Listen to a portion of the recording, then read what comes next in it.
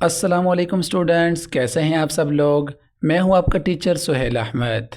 Students, आज की class बहुत ख़ास होने जा रही है क्योंकि आज हम कुरान मजीद को प्रैक्टिकली पढ़ने जा रहे हैं, हरफ ब हरफ। इंशाल्लाह ये एक मुकम्मल सीरीज़ होने जा रही है जिसके अंदर हम कुरान मजीद को मुख्तलिफ़ मकामात से छोटी छोटी सूरतों को, आयात को पढ़ेंगे ताकि आप लोग कुरान मजीद को प्रैक्टिकली पढ़ना सीख सकें। आज की इस क्लास के अंदर हम इंशाल्लाह सूरतुल फातिहा की कुछ आयात को प्रैक्टिकली पढ़ेंगे। तो चलिए बिला ताख़ीर आज की क्लास को शुरू करते हैं। बिस्मिल्लाहिर्रहमानिर्रहीम। अल्हम्दुलिल्लाहि रब्बिल आलमीन। मैं थोड़ा सा जूम कर लेता हूँ और सबसे पहले जो लफ्ज़ है वो हमज़ा है और हमज़ा के ऊपर ज़बर मौजूद है। और नूरानी कायदा के अंदर जब हमने ज़बर ज़ेर पेश वाला चैप्टर पढ़ा था तो हमने जान लिया था कि ज़बर को जब हम पढ़ते हैं तो हमारा मुंह थोड़ा सा खुल जाता है। मिसाल के तौर पे बा ज़बर बा, ता ज़बर ता, सा ज़बर सा। तो हमज़ा के ऊपर जब ज़बर लगाई गई तो ये बन गया हमज़ा ज़बर आ। अब इसको आगे हमने लाम के साथ जोड़ना है। इसकी क्या वजह है? आप बखूबी जानते हैं कि लाम के ऊपर जज़म मौजूद है और जज़म पीछे वाले लफ्ज़ को अपने साथ जोड़ देती है। तो हमज़ा को जब हमने लाम के साथ जोड़ा तो ये बन गया अल। उसके बाद हा को भी मीम के साथ बिल्कुल वैसे ही जोड़ा गया क्योंकि मीम के ऊपर जज़म मौजूद है और हा पर ज़बर मौजूद है। तो जब हा को मीम के साथ जोड़ा तो बन गया हम, अल हम। और फिर दाल के ऊपर पेश है तो दाल पेश दो। याद रखें कि जब पेश को हम पढ़ते हैं तो हमारे होंठ थोड़े से गोल हो जाते हैं, तो दाल पेश दो। अब ये पूरा लफ्ज़ बन गया अल्हम्दु। आगे लफ्ज़ है लिल्लाही। लाम के ऊपर यहाँ शद मौजूद है और शद भी वही काम करती है कि पीछे वाले लफ्ज़ को अपने साथ जोड़ देती है, लेकिन फ़र्क ये है कि शद 2 मरतबा जोड़ती है। तो इस लाम को इस लाम के साथ हम 2 मरतबा जोड़ेंगे। क्यों? क्योंकि लाम के ऊपर शद मौजूद है।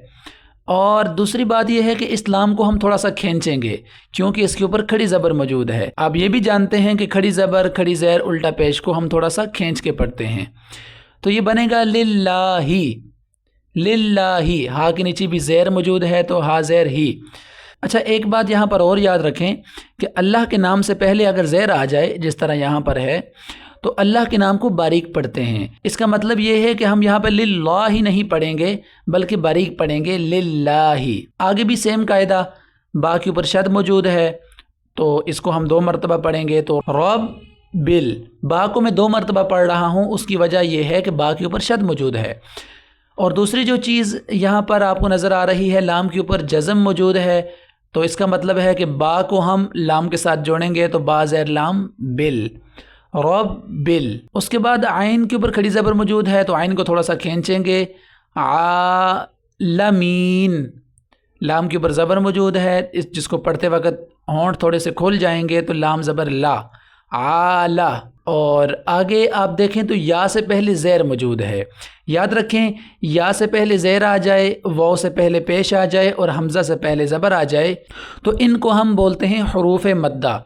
और हुरूफ़ मद्दा को हम लोग खींच के पढ़ते हैं। तो या से पहले ज़ैर मौजूद है, इसका मतलब ये है कि हम मीम को थोड़ा सा खींचेंगे तो ये बन जाएगा मीन। आखिर में आप देखें तो ये गोल दायरा मौजूद है, इसको हम लोग बोलते हैं वक़फ़। मैं छोटी छोटी डिटेल्स को यहाँ इसलिए बयान कर रहा हूँ कि ताकि आप बहुत सारी चीज़ें सीख सकें। जैसे ही हम 1-2 आयात इस तरीके से पढ़ेंगे, बाद में यही चीज़ें इंशाल्लाह रिपीट होंगी तो आपको बार बार ये चीज़ें बताने की ज़रूरत नहीं पड़ेगी। तो 1-2 आयात अगर आप इस तरीके से पढ़ लेते हैं तो बाकी आयात आपके लिए आसान हो जाएंगी। तो यहाँ पर ये सर्कल मौजूद है, इसको हम बोलते हैं वक़फ़। वक़फ़ के अंदर जब 2 ज़बर आ जाएं तो उसको हम एक ज़बर को गिरा देते हैं। वक़फ़ के अंदर अगर गोल ता आ जाए तो उसको हम हा से रिप्लेस कर देते हैं। और अगर इन दोनों के अलावा वक़फ़ में कुछ भी आ जाए, ज़बर आ जाए, ज़ेर आ जाए, पेश आ जाए, 2 ज़ेर आ जाएं, 2 पेश आ जाएं, तो वहाँ पर लास्ट वाला जो वर्ड होगा, जो लेटर होगा, उसके ऊपर हम जज़म लगा देंगे। तो नून के ऊपर यहाँ जज़म लगा देंगे तो बन जाएगा मीन। अल्हम्दुलिल्लाहि रब्बिल आलमीन। आगे चलते हैं, अर्रहमानिर रहीम। यहाँ पर आप देखें तो हमज़ा के ऊपर कोई ज़बर ज़ैर पेश मौजूद नहीं है। इसके ऊपर हम इंशाअल्लाह एक अलग वीडियो में बात करेंगे कि जब किसी आयत के शुरू में कोई ऐसा लफ्ज़ आ जाए कि जिस पर ज़बर ज़ैर पेश मौजूद ना हो तो वहाँ पर हम क्या करते हैं, उस लफ्ज़ के ऊपर हम ज़बर लगाते हैं, ज़ैर लगाते हैं, पेश लगाते हैं। ये इंशाअल्लाह एक डिटेल टॉपिक है, इसके ऊपर किसी और वीडियो में बात करेंगे। फ़िलहाल इसके ऊपर हम ज़बर लगाएंगे और आगे पढ़ेंगे। الرحمن الرحیم. را کو ہم 2 مرتبہ پڑھیں گے کیونکہ اس کے اوپر شد موجود ہے. اب پھر را کو ہا کے ساتھ جوڑ دیں گے کیونکہ ہا پر جزم موجود ہے، تو یہ بن جائے گا الرحمن الرحیم. میم کو تھوڑا سا میں نے کھینچا، اس کی وجہ یہ ہے کہ اس کے اوپر کھڑی زبر موجود ہے. اب غور کریں تو وہی چیزیں ہم لوگ ریپیٹ کر رہے ہیں جو ہم نے یہاں پر سیکھی تھی. نررحیم، نون کو را کے ساتھ جوڑ دیں گے کیونکہ اس کے اوپر شد موجود ہے، اور پھر را کو 2 مرتبہ پڑھیں گے.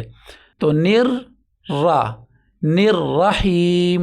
یا کو میں نے پھر سے کھینچا ہے کیونکہ یا سے پہلے زیر موجود ہے. بالکل وہی چیز جو ہم نے یہاں پہ سیکھی تھی کہ یا سے پہلے زیر آ جائے تو یہ یا مدہ ہوتی ہے، اور یا مدہ کو ہم لوگ کھینچ کے پڑھتے ہیں. اور میم کے بارے میں بھی سیم قاعدہ ہے. میم کے اوپر ہم لوگ وقف کریں گے. یہاں پر 2 زبر موجود نہیں ہیں، گول تا موجود نہیں ہے. اس کا مطلب یہ ہے کہ ہم میم کے اوپر سمپلی جزم لگا دیں گے، تو یہ بن جائے گا الرحمن الرحیم. اگلی آیت دیکھیں، مالک یوم الدین. یہاں پر میم کو میں نے کھینچا، اس کی وجہ یہ ہے کہ میم پر کھڑی زبر ہے، تو میم کھڑی زبر مالکی. لام کے نیچے بھی زیر موجود ہے اور کاف کے نیچے بھی زیر موجود ہے، تو دونوں کو ہم لوگ کھینچیں گے نہیں کیونکہ زبر زیر پیش کو ہم لوگ کھینچتے نہیں ہیں. ایک چیز جو یہاں پر بالکل نہیں ہے وہ ہے واو لین. دیکھیں یہاں واو سے پہلے زبر موجود ہے، تو آپ نے نورانی قاعدہ کے کورس کے اندر آپ نے سیکھا کہ واو سے پہلے اور یا سے پہلے جب زبر آ جاتی ہے تو اس کو ہم لوگ واو لین اور یا لین بولتے ہیں، اور اس کو ہم لوگ نرمی سے پڑھتے ہیں. تو یا زبر واو یو، مالک یوم الدین. مدین کے بارے میں وہی قاعدہ کہ دال کے اوپر شد موجود تھی، لہٰذا ہم نے میم کو دال کے ساتھ جوڑ دیا، اور پھر دال کو ہم 2 مرتبہ پڑھیں گے کیونکہ اس کے اوپر شد موجود ہے. اس کے ساتھ دال کو آگے پھر یا کے ساتھ جوڑیں گے کیونکہ یا کے اوپر جزم موجود ہے. تو آپ دیکھیں کہ کس طرح خوبصورتی کے ساتھ وہی چیزیں ہم لوگ ریپیٹ کر رہے ہیں. تھوڑی سی آپ کو توجہ کرنے کی ضرورت ہے، اور انشاءاللہ بہت جلد آپ قرآن مجید سیکھ جائیں گے. تو مالک یوم الدین، نون کے اوپر وقف کر دیں گے. ایاک نعبد و ایاک نستعین. اس آیت کو تھوڑا سا دیکھ لیتے ہیں. یا کے اوپر شد موجود ہے اور اس کے بعد پھر الف مدہ ہے. میں نے پہلے عرض کر دی کہ جب الف سے پہلے زبر آ جائے تو اس کو ہم الف مدہ بولتے ہیں. جس طرح یہاں پر ہم نے یا مدہ کے بارے میں بات کی تھی، تو الف مدہ، واو مدہ، یا مدہ، ان کو ہم لوگ کھینچ کے پڑھتے ہیں. تو اسی وجہ سے ہم نے پڑھا ایاک، یا کو ہم نے کھینچا. نعبد، عین کے اوپر جزم موجود ہے تو نون کو عین کے ساتھ جوڑ دیا. نعبد و ایاک، سیم وہی چیز. یا کو تھوڑا سا کھینچیں گے کیونکہ اس کے بعد الف مدہ موجود ہے. اور آخری لفظ ہے نستعین. نون کو سین کے ساتھ جوڑ دیا کیونکہ سین پر جزم موجود ہے. اس کے بعد یہ یا مدہ ہے کیونکہ یا سے پہلے زیر موجود ہے، اور آخر میں نون کے اوپر پیش موجود ہے. اس کا مطلب یہ ہے کہ ہم نون کے اوپر جب وقف کریں گے تو اس پر جزم لگا دیں گے. تو مجھے امید ہے آپ نے آج کی کلاس سے کچھ نیا سیکھا ہوگا. انشاءاللہ اس سیریز کو ہم آگے کنٹینیو کریں گے، اور ہر کلاس کے اندر کچھ آیات، کچھ مختصر صورتیں، ان کو ہم لوگ پڑھیں گے. آپ لوگ سنیں، پریکٹس کریں، تاکہ آپ بہت جلد قرآن مجید کو بذات خود پڑھ پائیں. فی امان اللہ.